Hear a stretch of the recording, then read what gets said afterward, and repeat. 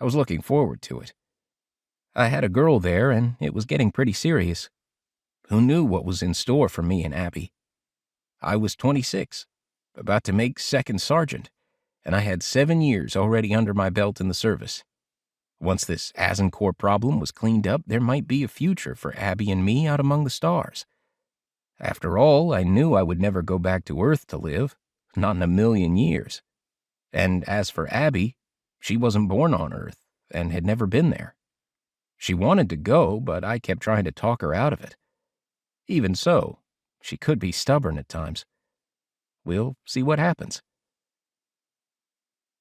The air was cold and crisp at this altitude, with a thick coating of snow on the ground. Later, the ice and snow would play a critical role in what was to come, but at the moment, all I could think about was bundling up as 6 of us climbed the slope, with Costello in the lead. Abbott was on another part of the ridge about a quarter-mile away with the other half of my squad.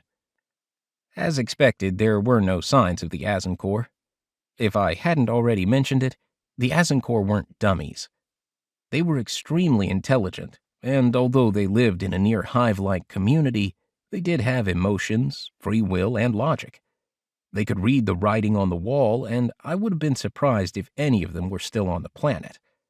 A dozen CSTs were a badass force of Marines and Psis, and the Azincourt were smart enough to know they could retreat and live to fight another day. "Ash!" A voice rang out on my wrist communicator. I looked down to see Captain Mills's panicked face staring back at me. "Here, sir. What?" "Get your people away from the Psis as fast as possible." My jaw dropped and I muttered, "Excuse me, sir? Could you repeat?" "Don't think, Sergeant, just do it. Get your people as far away as—" I didn't hear the rest of the message, as my attention was drawn to my left, where Abbott and his support team were moving along a ridge line.